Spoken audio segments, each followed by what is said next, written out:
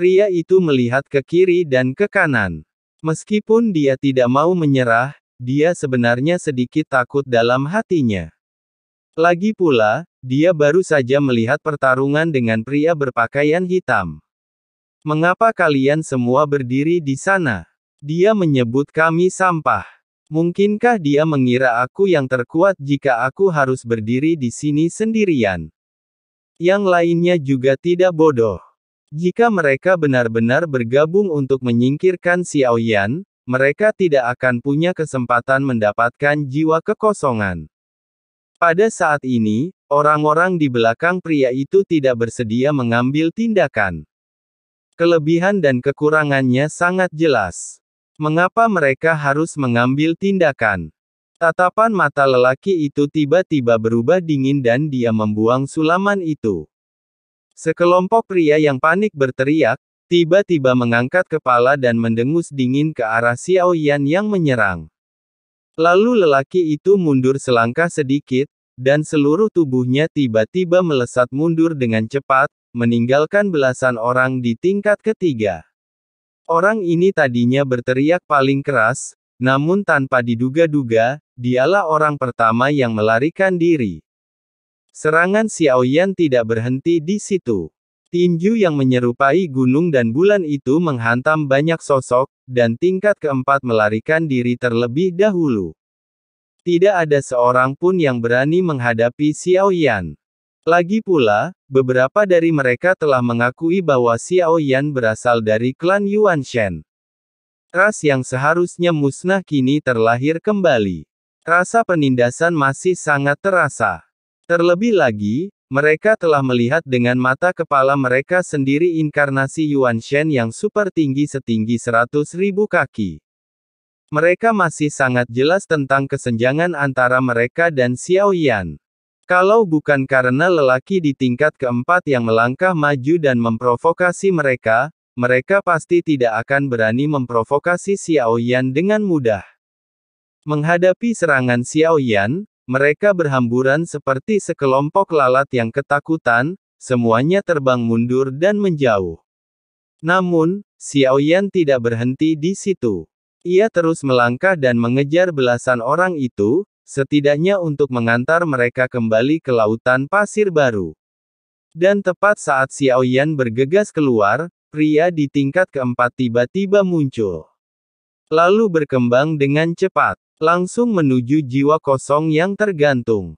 Sudut mulutnya melengkung ke atas, dan dia tampak mengumpat dalam hatinya, bagaimana mungkin Xiao Yan menjadi orang sebodoh itu? Bukankah ini sama saja dengan memberikan daging yang dicuri darinya? Xiao Yan tampaknya tidak menyadarinya, dan sekitar selusin orang yang mengejarnya memasuki Laut Pasir Bintang. Tepat ketika semua orang hendak memasuki Laut Pasir Bintang, 4 sosok tiba-tiba muncul di ujung. Keempat sosok ini adalah 4 Raja Roh yang dipimpin oleh Fuxing. Dan mereka kebetulan melihat pemandangan ini, seorang raksasa setinggi 10.000 kaki mengejar sekelompok sosok, berempat.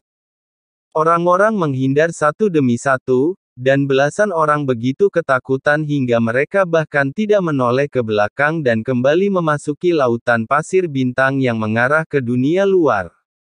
Setelah lebih dari selusin orang melarikan diri, hanya Xiao Yan dan 4 Raja Roh yang tersisa di sini.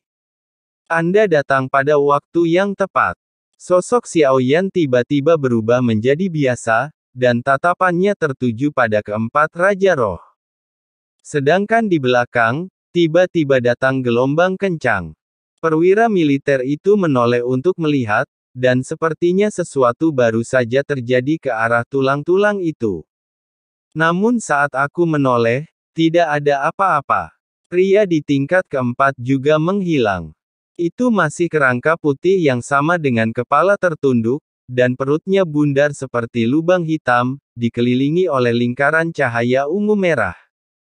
Adapun laki-laki itu, Xiao Yan tentu saja memperhatikannya, tetapi dia sudah menduganya.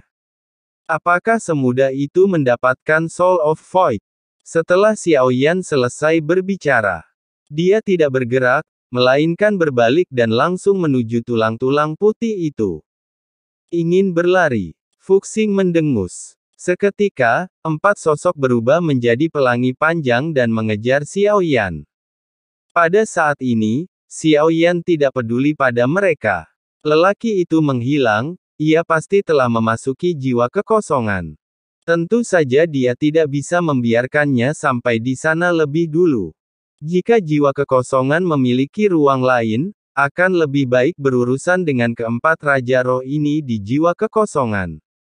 Xiaoyan langsung menuju ke tulang putih, lalu mengulurkan tangannya, meraih ke arah kekosongan dalam perutnya.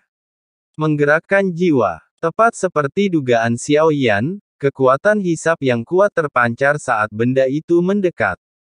Mata Xiaoyan menjadi gelap dan dia merasa seperti tersedot ke ruang lain.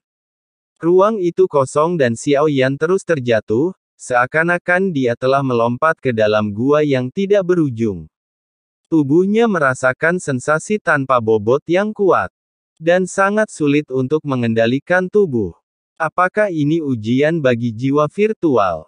Dalam kekosongan tak berujung ini, Xiaoyan segera menjadi tenang. Kekuatan jiwanya terbatas dan dia tidak bisa merasakan keberadaan ruang di sekitarnya. Rasanya seperti memasuki ruang tak terbatas. Mata Xiaoyan berbinar, dan dia segera menemukan cara untuk mematahkan mantra itu. Hal yang sama berlaku untuk langit yang bulat dan bumi yang persegi. Ketiadaan pada hakikat juga merupakan ruang. Ia berada di atas ruang dan ada di dalam ruang, jadi ketiadaan dimanapun merupakan titik awal. Xiaoyan melangkah maju dan berjalan keluar dari tempat ini dengan cepat. Anda sangat berbakat dan hampir tidak dapat dianggap sebagai yang kedua. Xiaoyan melepaskan diri dan kembali ke tulang. Adapun suara itu, suaranya berasal dari pria berpakaian putih yang pernah ditemui Xiaoyan sebelumnya. Dia segera menangkupkan tinjunya dan membungkuk. Sekalipun dia tidak terlalu bijaksana, Xiaoyan tahu bahwa pria berpakaian hitam putih itu adalah orang yang sama, pemilik jiwa Zheng Sudong. Itu hanya jiwa sisa yang berbeda, dan tujuannya adalah untuk memilih penguasa berikutnya bagi jiwa kekosongan. Jadi yang pertama, senior Xiaoyan berkata, "Tidak, saya perlu sebatang dupa untuk keluar. Alasan mengapa aku mengatakan kamu yang kedua adalah karena aku harap kamu tidak akan bangga akan hal itu." Pria berpakaian putih itu berdiri dengan tangan di belakang punggungnya dan berbicara perlahan. Xiaoyan mengangkat tangannya dan melambai, lalu 6 kekuatan asli muncul di belakangnya, 3 guntur dan 3 api. Para seniorku menganggap aku punya alasan untuk bangga. Xiaoyan melanjutkan, itu benar, tapi kamu masih membutuhkan jiwa penggerak. Mengganti kekurangan kekuatan jiwa. Jadi yang Anda butuhkan sekarang adalah jiwa kehampaan, bukan mereka. Pria berbaju putih itu tersenyum lembut dan berkata, "Senior, dulu Anda adalah orang kuat dari Sensi. Sekarang Sensi dalam kesulitan. Saya membutuhkan kekuatannya untuk membantu saya. Saya harap Anda dapat membantu saya." Xiaoyan membungkuk lagi dan berkata, "Kamu telah lulus semua ujian, dia seharusnya menjadi milikmu, tetapi pengakuan terakhir masih harus datang darinya sendiri." Setelah lelaki berpakaian putih itu selesai berbicara, ia berjalan ke arah tulang-tulang putih itu, lalu menyatu dengan mereka, dan mulai menari, sosoknya terlontar dari perut tulang-tulang itu. 4 Raja Roh dan orang kuat yang telah mencapai tingkat keempat cermin transenden. Mereka semua terlempar dan menyemburkan banyak darah.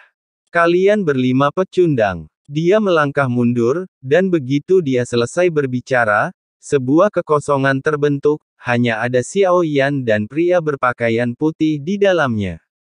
"Saya punya pertanyaan, bagaimana saya bisa menggunakan Soul of Void pada tingkat yang begitu kuat?"